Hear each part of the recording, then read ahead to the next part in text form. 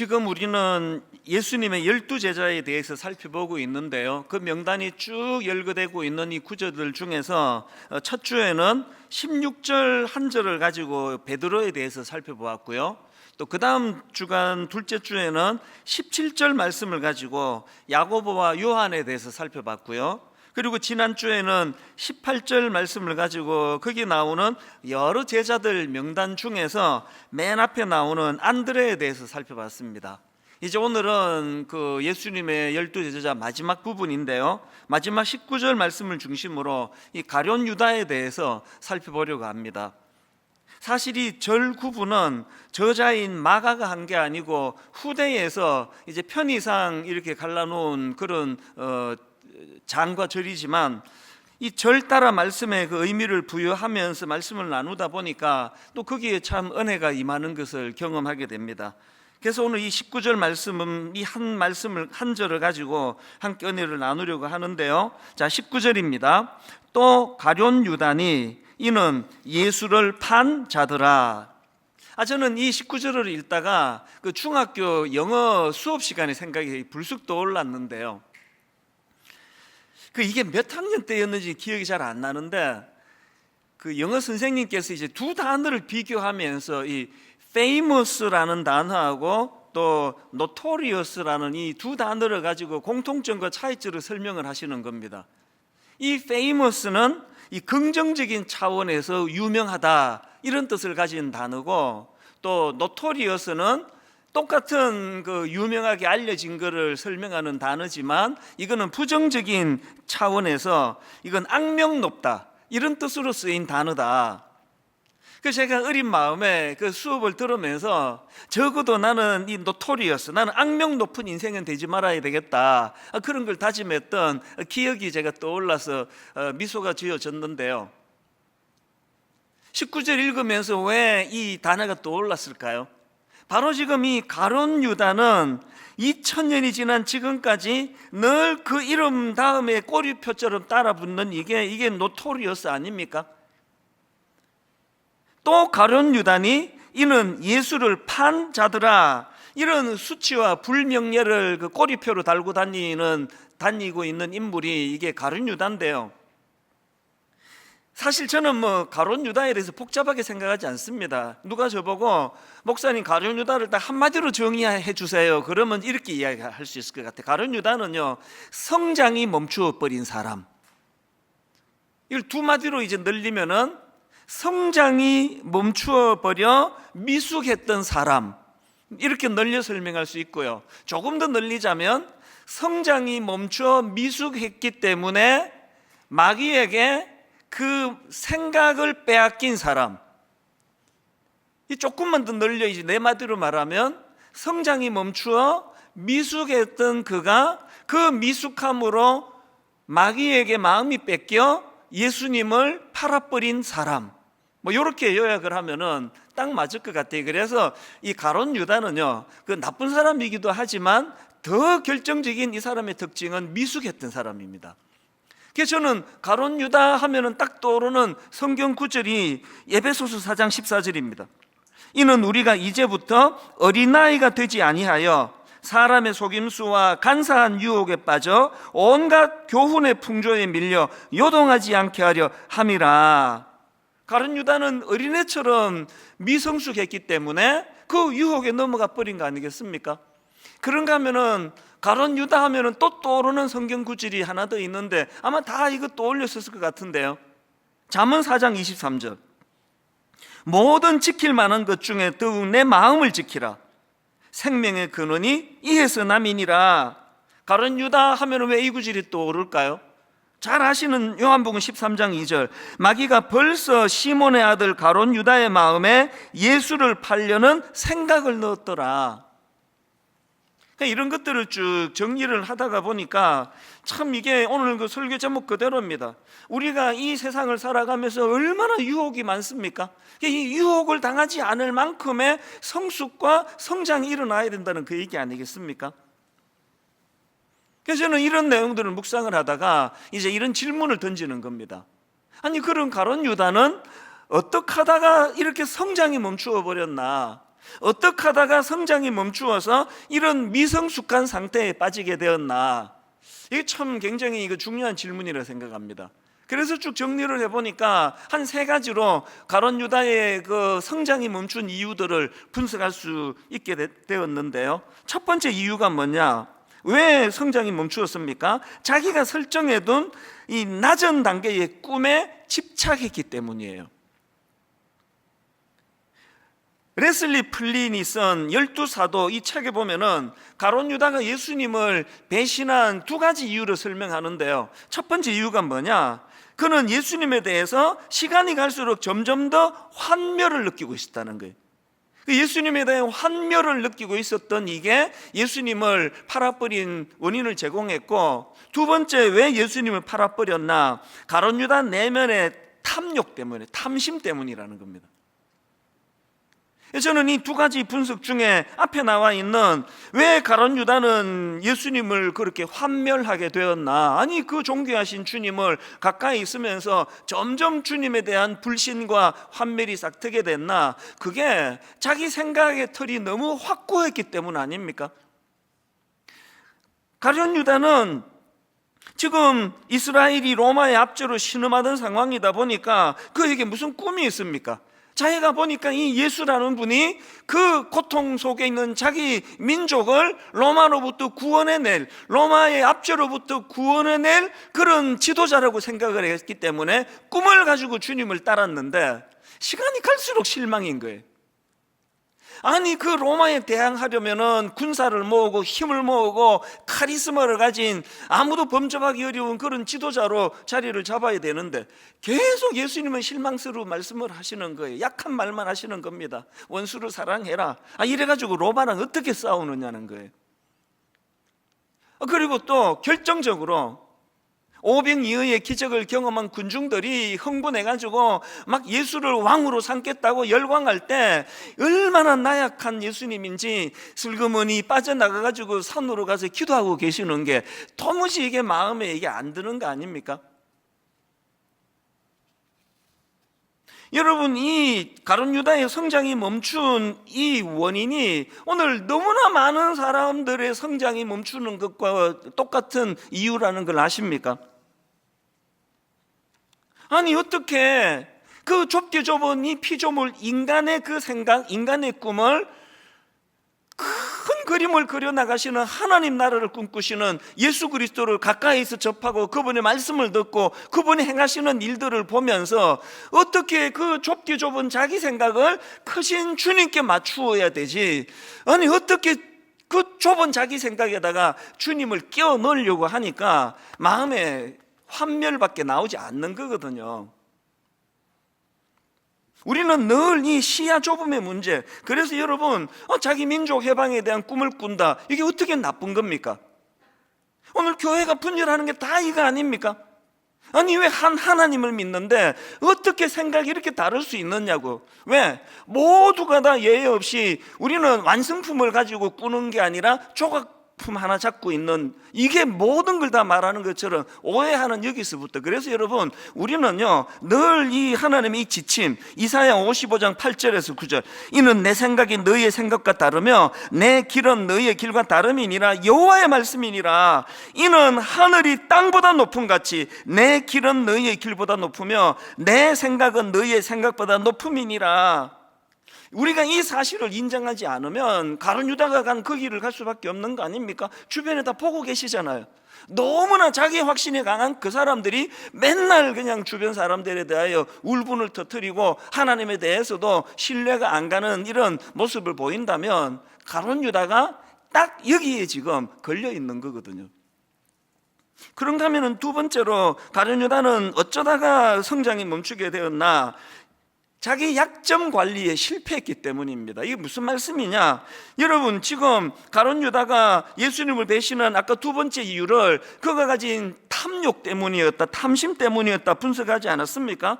요한복음 12장 5절 6절을 보십시오. 이 향유를 어찌하여 300데나리온에 팔아 가난한 자들에게 주지 아니하였느냐 하니, 이렇게 말하면 가난한 자들을 생각함이 아니요 그는 도둑이라 돈 괴를 맞고 거기 넣는 것을 훔쳐가미르라. 이 가룟 유다는 제자들의 재정을 관리하고 책임지는 그런 역할을 맡았는데 이 사람은 돈에 약한 거예요. 돈만 보면은 이게 뭐 공금인지 사금인지 뭐 분간이 안 가는 거 아닙니까? 제가 몇 주 전에요, 예수님은 강점으로 일하시고 그 사람의 약점을 보완해 주신다고, 그게 특징이라 말씀드렸는데, 마귀는요 그 인간의 약점을 후벼파면서 그 약점으로 무너뜨리는 존재라는 잊으시면 안 됩니다. 이 둘 중에 하나예요. 주님을 힘입어 성장하시든지 그것 때문에 무너지시든지. 가룟 유다를 보십시오. 돈에 약한 거, 마태복음 26장 14절 15절입니다. 그때의 12 중에 하나인 가룟 유다라 하는 자가 대제사장들에게 가서 말하되 내가 예수를 너희에게 넘겨주리니 얼마나 주려느냐. 뭐 이상한 뭐 가룟 유다 무슨 무슨 역할론이라는가, 이런 황당한 이야기들을 가끔씩 하는데요, 분명히 성경은 말합니다. 돈 때문에 넘겨주는 짓을 하게 됐다. 이게 저는 참 두려운 마음을 가져다 주는 게요, 이거 베드로도 마찬가지 아닙니까? 그 사람의 약점을 가지고 무너뜨리는 도구로 쓴다는 이 사단의 그 방식이 베드로를 어떻게 공격합니까? 이 베드로는 깊이 생각하지 않고 뭐든지 자신 있다고 뻥뻥 그냥 큰 소리를 치고, 그리고 큰 소리 쳐놓고도 그에 대하여 아무런 대비도 하지 않는 이런 허술한 면을 갖고 있는데, 정확하게 그것을 가지고 공격하잖아요. 베드로같이 의리 있는 사람한테 돈으로 유혹 안 합니다. 그 마귀가 얼마나 고단수 전략적인데요. 여러분이 갖고 있는 그 유혹할 수 있는 그 약한 부분, 그 방치하시면 그것 때문에 무너지는 거 아닙니까?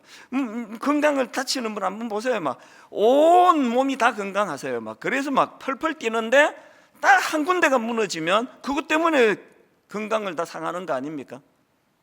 삼손도 마찬가지예요. 원리는 똑같습니다. 그 성경에 등장하는 삼손은 나중에 한번 가서 찾아보세요. 이 사람은 성경에 등장하면서부터 여자로 밝혀요. 뭐 이방인이고 뭐고 뭐 상관없이 치마만 두르면 막 정신을 못 차리는 거 아닙니까? 그걸 방치했더니 결국은 들릴라라는 여자한테 그냥 인생 전체를 다 그 무너지는, 눈이 뽑히고 막 엄청 비극을 경험하는 거 아닙니까? 여러분에게는 어떤 약점이 있습니까? 모른 척 하시면 안 됩니다. 다락방 같은 거 할 때 사랑으로 순장님이나 수능분들이 집사님 다 좋은데 이런 부분을 참 좀 같이 기도하면 좋겠다 그러면 기분이 나빠가지고 저까짓 게 뭔데 이런 소리 안 하냐고 그러고 막 안 나가. 그거 큰일 나는 일이에요. 왜 우리 교회 교육전도사, 신학교 1학년 기껏 20대 후반밖에 안 되고 30대 초반밖에 안 되는 그 교육전도사가 1부에 맞추고 저한테 메일로 목사님 설교 이게 좀 그런데요, 이런 의견을 내가 왜 대환영을 하느냐고요. 누가 지적하는 게 그게 무슨 그게 상관입니까? 그 지적이 유익하기만 하다면 그게 날 살리는 거 아닙니까? 가룟 유다는 그 약점을 방치했기 때문에 망해버렸다. 그런다면 세 번째 분석이 이렇습니다. 가룟 유다는 어쩌다 성장이 멈추어 버렸나? 몸은 예수님을 따라다녔는지 몰라도요, 가룟 유다는 예수님의 영향력 아래 놓여 있던 사람이 아니에요. 이게 모태신앙 같은 오래 예수 믿는 분들에게 무서운 경고를 준다고 생각합니다. 우리가 문화적으로 난 기독교인이에요, 그리고 우리가 늘 익숙한 대로 난 주일날 예배 보러 와요. 그건 너무너무 귀하지만 가룟 유다의 문제가 뭡니까?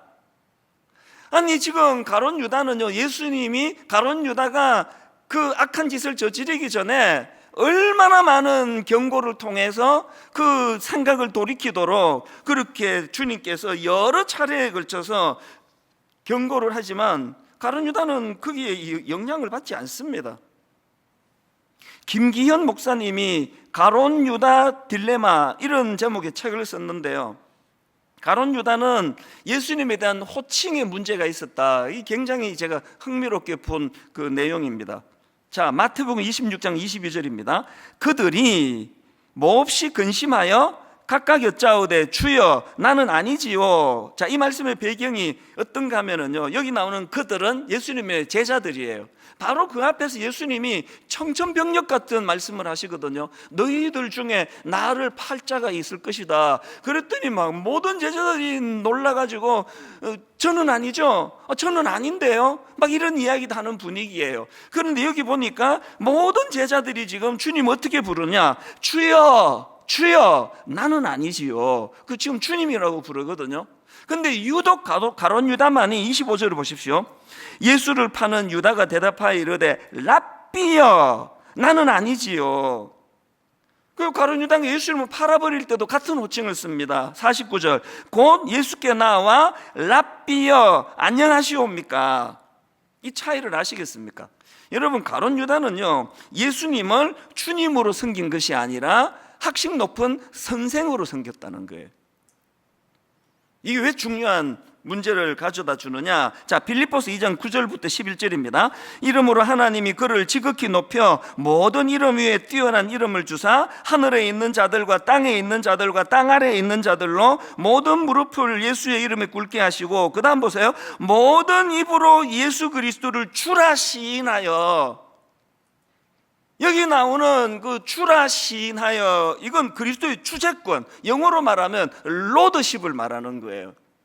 뭘 의미하느냐? 우리가 예수님을 주님이라고 부르는 그 고백 속에는 그분의 주재권을 인정하는 신앙 고백이 담겨 있는 표현이라는 거예요. 아셨죠? 여러분이 기도할 때나 그 묵상할 때 주님이라고 할 때마다 항상 이 생각을 해야 돼요. 내가 예수 그리스도를 주님이라고 부르는 그 고백 속에는 예수 그리스도가 내 인생의 주인이 되시며 나의 전인격과 내 전 생애를 나는 그분께 맡겨드리겠다는 이 고백이 내포되어 있는 게 주님이에요. 그런데 가룟 유다는 예수님을 자기 인생의 주인이 아니라 랍비, 참 두려운 건요, 오늘 교회를 다니는 분들이 딱 두 종류로 나누어진다는 거예요. 예수 그리스도를 주님으로 모시는 분이 계시고요, 예수 그리스도를 선생으로 모시는 분이 계세요. 그래도 4대 성인 중에 하나 아니냐, 그 훌륭한 분이지, 사랑이 많으신 분이지. 여러분, 아무리 오래 교회를 다니셨어도요, 예수 그리스도가 전인격적인 내 인생을 주관하시는 그 로드십, 내 주님의 주권을 인정해 드리지 않는 신앙생활은 성장이 없습니다. 기왕에 여러분 교회를 다니시고 교회를 와서 예배를 드리시는데 예수 그리스도가 여러분 인생의 주님이 되시기를 바랍니다. 이렇게 세 가지 이유 때문에 가룟 유다는 성장이 멈춰버렸고요, 그 미숙한 성장이 멈춰버린 그 상태를 마귀가 유혹을 했고, 그 유혹에 넘어가 버려 주님을 팔아버린 인생이 그 가룟 유다다. 이런 분석이 이것도 필요하겠지만요, 우리가 지금 가룟 유다에 대해서 살펴보고자 하는 거는 아이고 그 인간이 그게 아주 부실한 인간일세, 그러려고 우리가 말씀 보는 거 아니고요, 우리 안에 있는 이 가룟 유다와 같은 요소들, 이 가룟 유다 성이 우리 안에 있는 거예요. 저는 이 세 가지를 분석하면서 섬뜩섬뜩한 게 다 갖고 있거든요. 제 안에 이 세 가지 요소가 다 있기 때문에 이 가룟 유다를 분석하는 것으로 끝내지 않고 오늘 말씀이 진짜 중요한 건 지금부터예요. 그럼 어떻게 하면은 이런 죄성을 가진 우리가 가룟 유다가 넘어갔던 그 비참한 길로 빠지지 않을 수 있을까? 그 대안을 제가 두 가지로 정리를 좀 해드리려고 하는데요. 첫 번째 대안이 뭐냐? 이 두 단계로 제가 설명을 드릴 수 있는데, 첫 번째 단계가 뭐냐? 회개입니다. 회개. 이 회개를 통한 주님과의 관계 회복이 필요하다는 겁니다. 계속 강조하지만 가룟 유다가 용서받지 못할 악한 짓을 해서 망한 게 아니고요, 가룟 유다는 그 삶 자체가 주님과 상관없는 사람이었기 때문에 망한 케이스입니다. 조금 전에도 말씀드렸잖아요. 예수님이 가룟 유다가 이런 짓을 저지르기 전에 수없이 많은 경고를 통해 그것을 돌이키기를 원했는데, 가룟 유다는 예수님의 말씀에 영향을 받은 사람이 아니에요. 더 치명적인 건 뭐냐? 그 경고를 무시해서 결국은 그런 어리석은 주님을 팔아버리는 자리에 빠졌는데, 수습하는 걸 보세요. 수습을. 양심이 있었대요. 이러면 안 된다는 거, 스승을 이렇게 팔아버리면 안 된다는 거. 그래서 그 아주 양심적으로 자살을 했다고 나와 있지만, 여기에 가룟 유다의 그 정체성이 나타나는 겁니다. 가룟 유다가 굉장히 그 후회하고 양심적으로 처리한 것 같지만, 주님의 기준으로 보면 얘는 끝까지 지 하고 싶은 대로 하고 끝내는구나, 그거 아닙니까? 끝까지 나랑 상관없이 지멋대로 지 생각대로 하고 수습을 하는구나. 이게 베드로와의 결정적인 차이 아닙니까? 박순영 목사님이 그리스도 예수의 마음을 품어라, 이런 책을 썼는데, 거기서 베드로와 가룟 유다의 결정적인 차이를 너무 잘 설명했더라고요. 한번 들어보세요. 베드로는 예수님을 3번이나 저주하고 부인했지만 결국 회개하여 주님께 돌이켰습니다. 하지만 가룟 유다는 자신의 잘못을 후회하는 데 그쳤습니다. 유다는 진정한 회개를 하는 것이 훨씬 더 어려웠던 반면, 베드로는 죄된 상태에서 돌이키지 않는 것이 더 힘들었던 것입니다. 이 차이를 한번 잘 들어보세요. 가룟 유다는 진정한 회개하는 것이 훨씬 더 어려웠고, 베드로는 회개하지 않는 것, 그 죄된 상태에서 돌이키지 않는 게 더 힘들었다.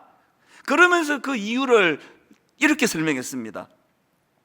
이처럼 그리스도의 몸된 교회에 속한 지체들은 회개하지 않는 것이 더 어렵습니다. 왜냐하니까 그들에게는 거룩한 영, 곧 성령 하나님이 함께 하시기 때문입니다. 너무나 잘된 설명이라 생각해요.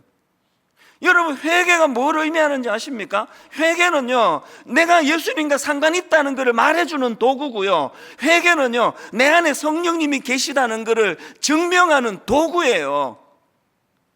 가룟 유다가 그 악한 행위로 망한 게 아니라 그 안에 성령이 계시지 않아요. 우리말로 하자면, 우리식으로 하자면 그냥 후회하는 거, 후회.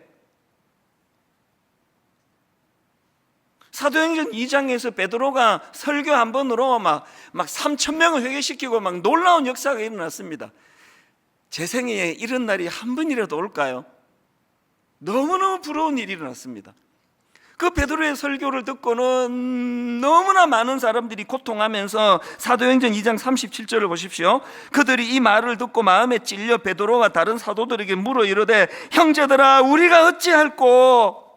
이런 탄식이 나오니까 베드로가 어떤 대안을 제시하고 뭘 요구하느냐? 38절입니다. 베드로가 이르되 너희가 회개하여. 여러분, 왜 말씀 듣고 마음에 찔려하는 사람들을 향하여 회개를 촉구합니까? 왜 그렇습니까? 회개는 하나님의 사람이 되는, 하나님과 관계를 맺는 첫 관문이기 때문에 그렇습니다. 회개는요, 이제 내가 하나님의 영향력 아래로 들어가겠습니다, 이 고백을 하는 행위예요. 그래서 그 로이드 존스 목사님이 회개라는 책을 이제 저술을 했는데 그렇게 두껍지 않습니다. 로이드 존스 목사님이 그 책에서 강조하는 게 뭐냐? 회개할 때 반드시 밟게 되는 그 단계가 있는데, 그중 첫 번째 단계가, 회개의 첫 단계가 뭐냐? 죄에 대한 자각. 다시 말해서 이 인간의 죄성을 자각하고 그것을 고백하는 것, 이게 회개의 첫 단계래요. 맨 마지막 단계가 뭐냐? 자신의 본성이 날 때부터 악한 것임을 깨닫고 인식하는 것. 그래서 그 다윗이 악한 죄를 저지르고는 범죄하고 회개하면서 시편 51편 5절, 내가 죄악 중에서 출생하였으며 어머니가 죄 중에서 나를 잉태하였나이다. 철저하게 무기력한 상태에 있는 자신을 자각하게 된 것, 이게 회개라는 겁니다. 저는 이것과 관련해서 지난주에 참 슬픈 기사를 하나 봤습니다. 여러분, 그 16개월 입양아 정인이를 학대한 혐의로, 그래서 모든 국민들이 분노하고 공분을 일으켰는데요, 그 양 아버지가 법원에다가 제출한 반성문과 관련된 기사인데요. 평생 이 어린아이가 죽었잖아요. 그래서 평생 속죄하는 마음으로 살겠다는 요지로 반성문을 법원에다가 제출을 했는데 한 문장이 너무나 제 마음에 눈길을 머물게 했습니다. 이분이 이런 이야기를 했어요. 다 이제 그 사건을, 애가 죽고 난 다음에 사건을 되돌아보면서 깨달은 철저한 깨달음이 하나 있는데 이런 고백을 했습니다. 주변에서 그토록 잘 보였던 이상한 점들을 나는 왜 대수롭지 않게 생각했는지 자괴감이 든다는 거예요.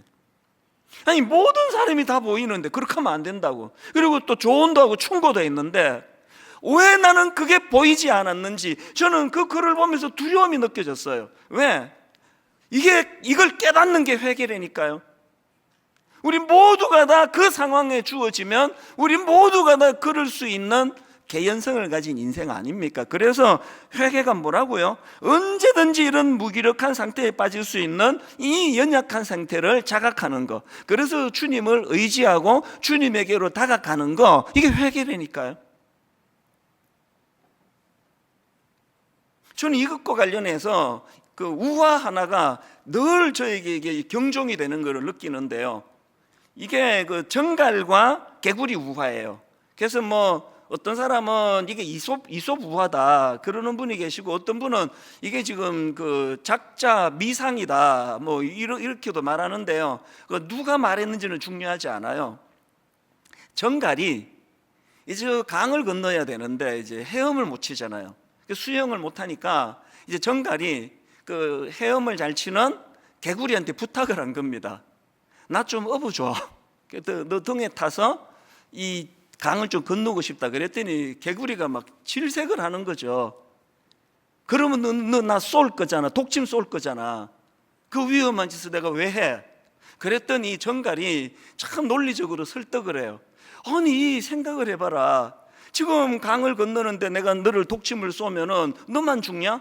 그 나도 죽는 거 아니냐? 물에 빠져. 그런 바보 같은 짓을 왜 하겠느냐? 이 개구리가 그 말에 그냥 혹 넘어간 겁니다. 듣고 보니까 그러네? 타라. 그래서 이제 정갈을 태우고 한참 이제 강을 건너는데 뭔가 뜨끈뜨끈해지더니 마비가 오더니 이게 독침을 쏜 거예요. 그리고 둘 다 죽었습니다, 결과. 이 개구리가 죽어가면서 너무나 분노에 차가지고 소리를 지른 겁니다. 도대체 왜 이런 짓을 했느냐? 왜 날 찔러서 둘 다 죽게 만드는 거냐고. 그랬더니요, 정갈이 죽어가면서 던진 그 한마디가 저에게 뼈에 새기는 경고예요. 이런 말을 해서 정갈이 왜 날 찔러서 둘 다 죽게 만드는 거냐고. 그랬더니 정갈이 하는 말이 어쩌겠니? 이게 내 본능인걸. 강 건너기 전에는 굳게 마음 먹었죠. 안 쏘려고. 또 쏘면 자기도 죽는 걸 알기 때문에. 정갈은 뭘 몰랐습니까?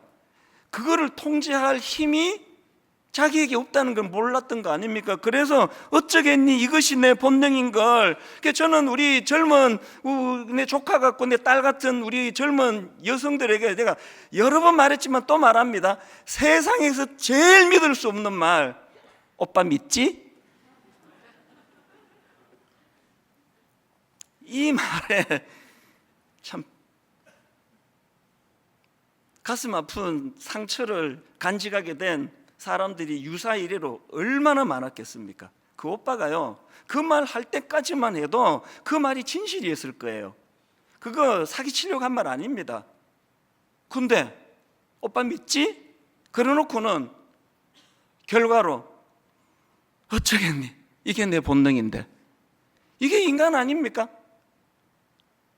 사춘기 애들이 부모님들한테 자주 하는 말이 저 좀 믿어주시면 안 돼요? 믿어야죠, 자녀인데. 그러나 여러분, 그 자녀들은요, 자기 자신을 모르고 있다는 걸 방치하면 안 되는 거예요. 그래서 제가 두려운 겁니다. 어쩌겠니? 이게 내 본능인 걸. 제가 지금 뭘 강조하는 겁니까? 로이드 존스 목사님이 뭘 강조했다고요? 회개의 첫 번째 단계는 바로 이런 자신이 지닌 본성, 날 때부터 무기력하기, 죄에 대하여 무기력하기 짝이 없는 자기 자신을 인식하는 거. 그래서 철저하게 예수 그리스도만을 의지하며 사는 삶을 결단하는 거. 이게 회개라니까요. 그래서 제가 회개를 통한 주님과의 관계 회복, 그렇게 표현하는 거 아닙니까? 그래서 여러분, 로마서 7장 24절에서 사도 바울이 오호라 나는 곤고한 사람이로다, 이 사망의 몸에서 누가 나를 건져내랴, 이 처절한 자기 고백이 있었기 때문에 로마서 8장에 그 주옥 같은 그리스도 은혜에 대한 감격이 선포될 수 있는 거 아닙니까? 주님과의 관계 회복 차원에서의 회개의 역사가 일어나게 되시기를 바랍니다. 두 번째로요, 그렇게 회개를 통한 주님과의 관계가 회복이 됐다면 거기에 머무시면 안 되고 두 번째 단계로 가셔야 됩니다. 두 번째 단계는 주님의 영향력 아래 변화와 성장을 이루어 가야 된다는 겁니다. 에베소서 4장 14절을 아까 인용해 드렸는데 이 구절은 15절까지 읽으셔야 됩니다. 자, 14절부터 보십시오. 이는 우리가 이제부터 어린아이가 되지 아니하여 사람의 속임수와 간사한 유혹에 빠져 온갖 교훈의 풍조에 밀려 요동하지 않게 하려 함이라. 그러기 위하여 15절 오직 사랑 안에서 참된 것을 하여 범사에 그에게까지 자랄지라. 우리의 사명 그에게까지 자랄지라예요. 머리 대신 예수 그리스도. 모든 생명체는 자람으로 증명하는 거예요. 이 성장이 없다, 그 100% 죽은 겁니다. 지난주에 우리랑 함께 사회 가던 그 이관성 목사님이 이 대구에 있는 아주 좋은 교회로 담임 목사님으로 부임해 가셔서 지난주에 이제 그 담임 목사 위임 예배를 드렸는데 저보고 이제 설교를 해달라 그래서, 보통 토요일 날 하면은 제가 움직이지를 못합니다. 지방에는 갈 수가 없는데 수요일 날 있다 그래서 이제 차를 몰고 그 대구로 내려갔는데요, 제가 거기서 두 가지 기쁨, 너무 마음이 기쁜 걸 경험했거든요. 하나는요, 그 교회 어떤 장로님인가가, 장로님이신 것 같아요. 어떤 분이 이런 말씀을 하세요. 아이고 목사님, 우리 이관수 목사님 이렇게 잘 키워서 우리 교회 보내주셔서 감사합니다. 벌써 성도님들이 우리 이 목사님 되게 좋아합니다. 그게 진짜 기쁘더라고요. 그리고 또 하나 기뻤던 게, 오랜만에 이제 담임 목사로 나간 우리 교회 출신 목사님들이 몇 분이 부부로 거기에 축하로 오셨더라고요. 어떤 분은 한 2년 만에도 보고 또 한 1년 반 만에도 보고, 지금 그 전북에 있는 두 목사님도 거기 왔고 서울에 있는 담임하는 목사님도 왔는데 대화를 하다가 보니까 그 한 1, 2년 사이에 이분이 또 성장한 거예요. 보니까 그 청출어람, 나 이게 이론인 줄 알았는데요, 지난주 제가 깨달은 겁니다. 진짜 그 스승을 능가하는 그런 성장하는 제자가 그 스승에게 기쁨일 수 있다는 거, 너무 기쁜 거예요. 그래서 결심했습니다. 코로나가 끝나자마자 우리 교회 출신 목사님 한번 다 초대해가지고 홈커밍데이, 그분의 성장, 그분들의 성장을 내가 정말 기쁨으로 한번 목도해야 되겠다. 그럼 반대가 딱 나오죠. 스승에게 제일 슬픈 게 아무리 애를 써도 성장이 없는 제자. 예수님이요, 가룟 유다를 향해 되게 슬프셨을 것 같아요. 성장이 멈춘 제자. 여러분, 우리가요 무슨 악한 짓을 해서 주님을 슬프게도 하지만 성장이 없는 그 상태가 주님을 슬프게 한다는 거 아셔야 됩니다. 그런가 하면 저는 이 베드로를, 가룟 유다를 보면서 또 한 가지 제가 마음에 배운 게 있는데요, 성장이 멈춘 사람의 특징이 하나 있더라고요. 가룟 유다를 보니까 감탄을 잃어버리는 거예요. 경이로움을 잃어버리는 겁니다. 어디서 제가 이걸 깨달았나? 요한복음 12장에 지금 주님의 은혜의 감격에서 옥합을 깨뜨리며 참 눈물로 그 머리털로 예수님 발을 닦고 있는 마리아, 그 분위기가 어땠겠습니까? 그 내용이 요한복음 12장 3절이거든요. 마리아는 지극히 비싼 향유 곧 순전한 나드 한 건을 가져다가 예수의 발에 붓고 자기 머리털로 그의 발을 닦으니 향유 냄새가 집에 가득하더라. 이 벅찬 감격을 지금 지켜보고 있는 게 가룟 유다거든요. 그런데 가룟 유다의 그 분위기 깨는 이 한마디, 바로 그 다음 5절을 보십시오. 이 향유를 어찌하여 300데나리온에 팔아 가난한 자들에게 주지 아니하였느냐. 이게 뭐 그냥 이게 좀 그 물질에 약한 그 자기 엄중한 어떤 본능을 드러낸 거라고 그렇게 성경이 말하지만, 저는 다 다른 거 차치하고요, 감격을 잃어버린 인생. 지금 그 여인이 오죽했으면 모든 에너지를 그 주님을 그 감사를 표현한 여기에 지금 감격으로 눈물로 지금 그렇게 헌신하고 있는 그 자리에서, 이게 어떻게 보면 꼭 AI 컴퓨터 같아요. 냉정한 인간. 예수 잘 믿는다고 하는 사람 중에 이런 감정을 잃어버린 분들을 가끔씩 봐요. 그러면 마음이 참 슬픕니다. 여러분, 성장하고 계세요?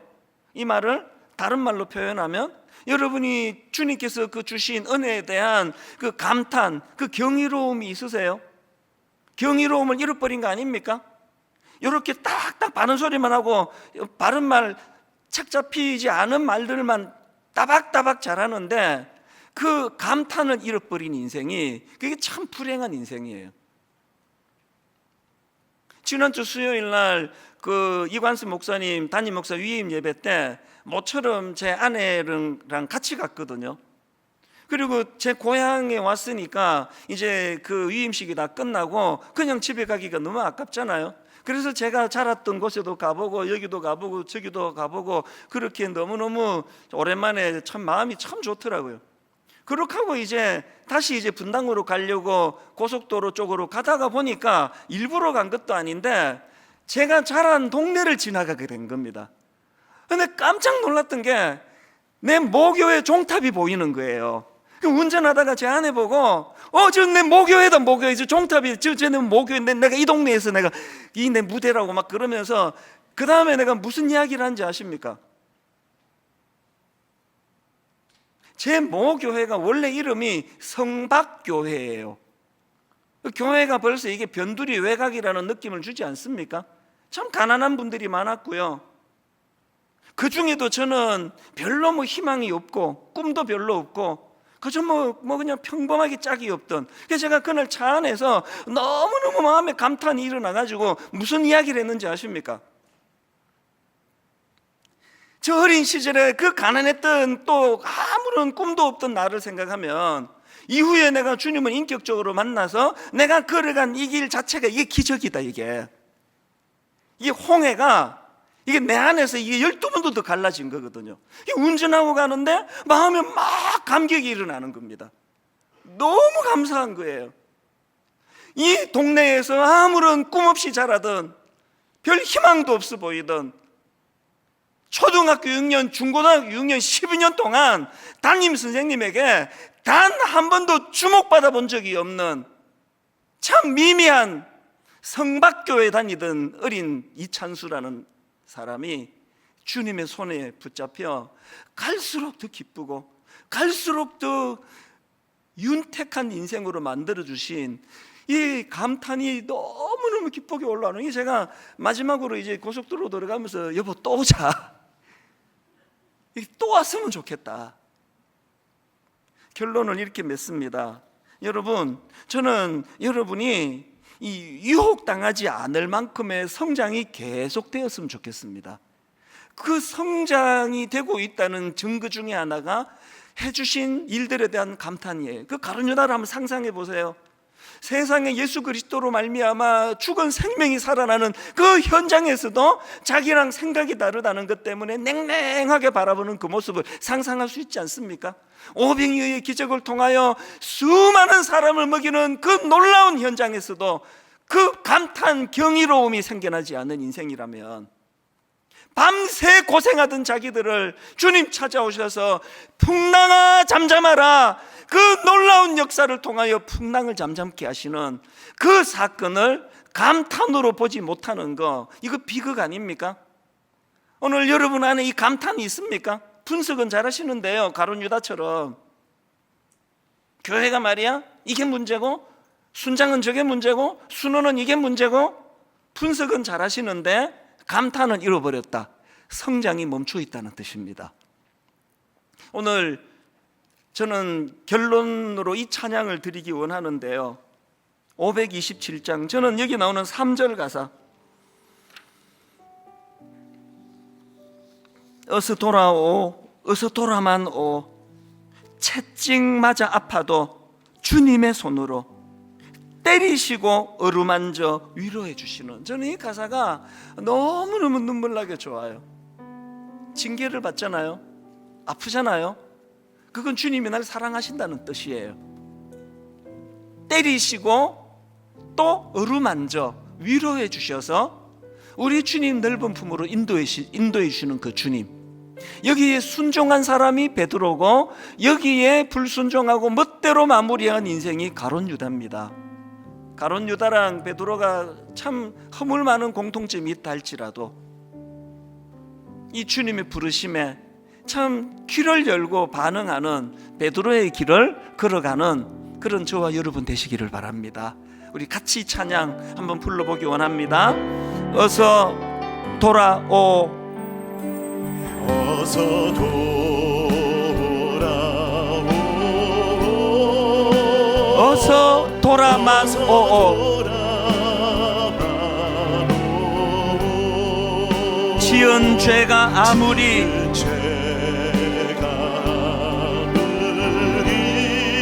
무겁고 크기로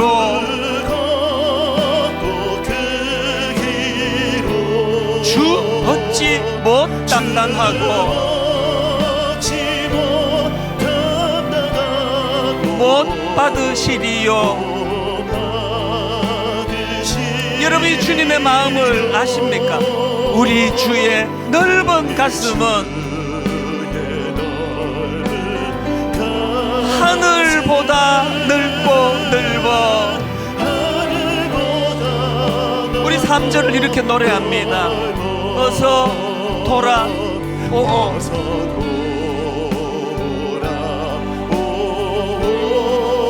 어서 돌아만 오.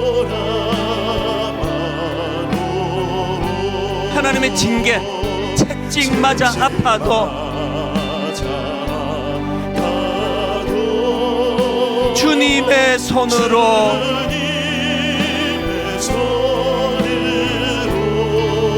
때리시고 어루만져 위로해 주시는,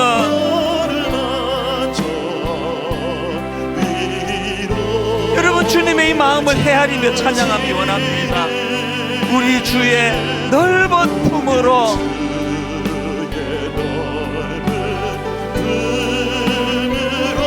어서 돌아오, 어서.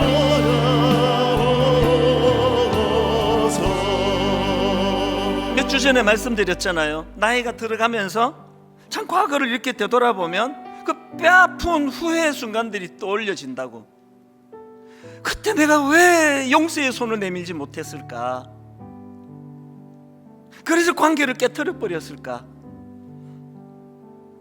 지금 경제적으로 어려우신 많은 분들이 어떻게 이렇게 미련하게 내가 판단을 잘못해서 이렇게 됐을까? 어떤 죄의 자리에 유혹에 넘어가 참 어떻게 내가 이런 어리석은 짓을 저지르게 됐을까? 돌이킬 수는 없지만 여전히 희망이 있습니다. 어떻게 해요?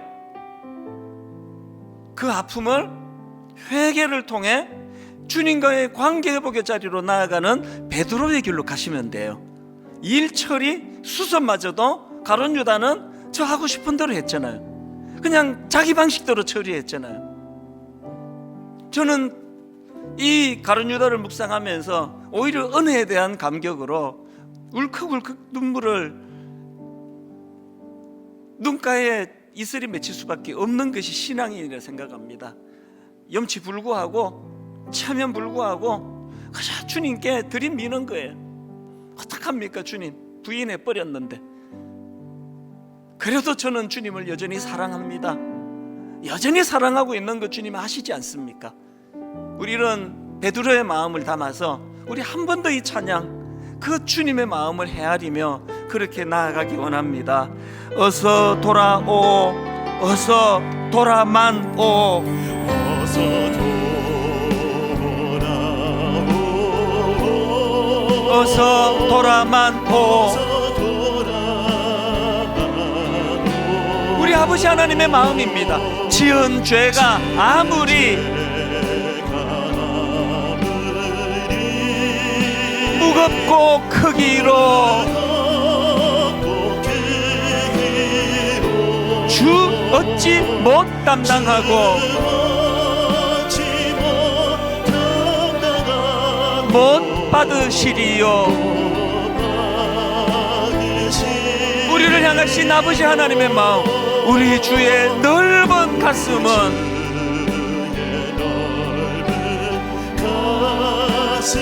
하늘보다 넓고 넓어. 어서 돌아오, 어서 돌아오고 어서 돌아만 오. 가룟 유다의 길이 아니라 베드로의 길로 나아가기 원합니다. 우리 주는 날마다 기다리신다오.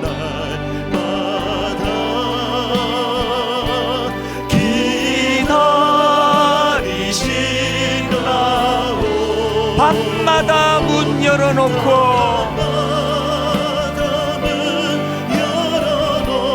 마음 졸이시며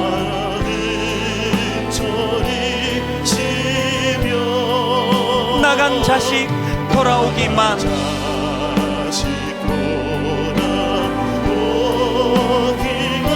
밤새 기다리신다오. 우리 다 자리에서 일어나셔서 3절 이렇게 노래합니다. 어서 돌아오,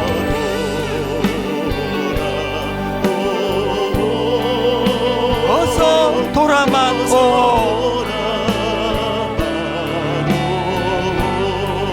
징계 채찍 맞아 아파도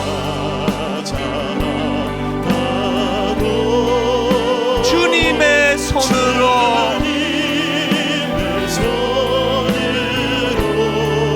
때리시고 어루만져 위로해 주시는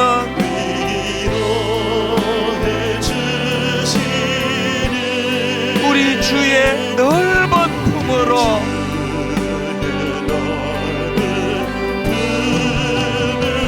어서 돌아오, 어서.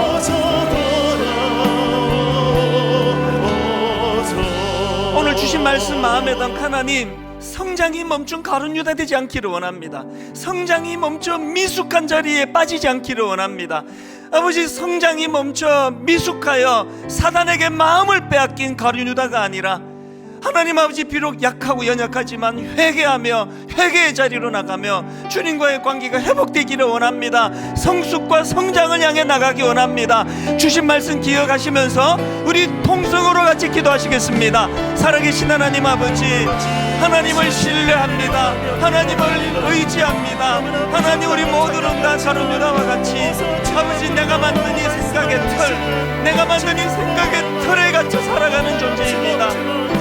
내 생각에다가 그 기쁘신 하나님의 뜻을 교정하며 맞추어가는 것이 아니라 이 좁기 좁은 내 작은 생각 안에 그저 하나님의 뜻을 기계적으로 재단하려는 우리의 연약함을 불쌍히 여겨주시기를 원합니다.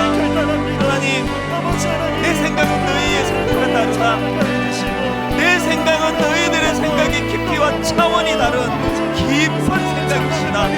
하나님이, 하나님의 말씀이 늘 우리들 삶의 지침이 되기를 원합니다. 하나님, 가룟 유다처럼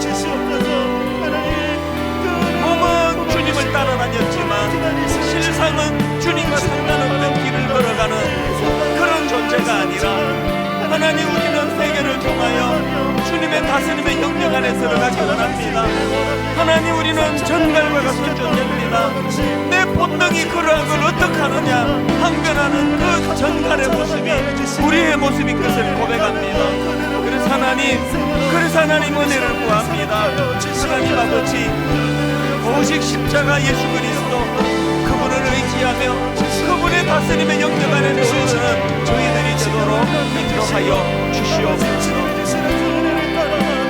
기다려주시는 돌아오기를 기다리고 계시는 그 하나님 아버지 넓은 품에 아버지 안겨 주님의 보호하심 아래 살아가는 신앙이 되도록 인도하여 주시옵소서.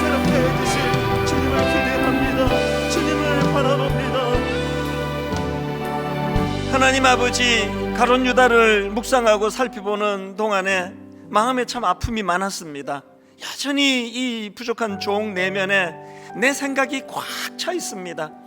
이 좁디 좁은 머릿속에 들어있는 이 생각으로 모든 진리를 다 담고 있는 것처럼 편가르고 적과 내 편을 만들고 그저 주님의 십자가 아래 모여든 그리스도인인데도 불구하고 그저 우리끼리 아웅다웅하며 지내는 이 모습이 가룟 유다의 본능의 모습과 같은 것을 발견하고 참 회개의 자리로 나가기 원합니다.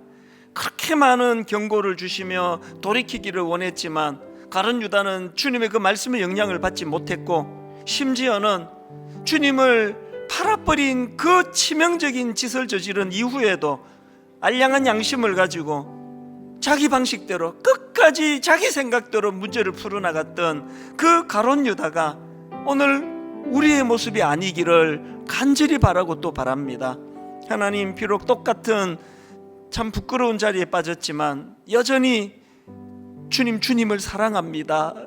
눈물로 고백했던 베드로가 걸어간 그 길을 하나님 우리가 따라갈 수 있도록 도와주셔서 내 행위의 완전함으로 그것을 자랑하며 행하는 신앙생활이 아니라 그렇기 때문에 그 전갈의 본능에 어떻게 할 수 없는 그 우리의 연약함을 기억하고 철저하게 십자가 주님을 의지하는 그런 신앙생활로 나아가도록 인도하여 주시옵소서. 이번 한 주간 바로 그 은혜의 길로 나아가는 그 기쁨을 누리는 귀하고 복된 한 주간 되도록 인도하여 주시옵소서.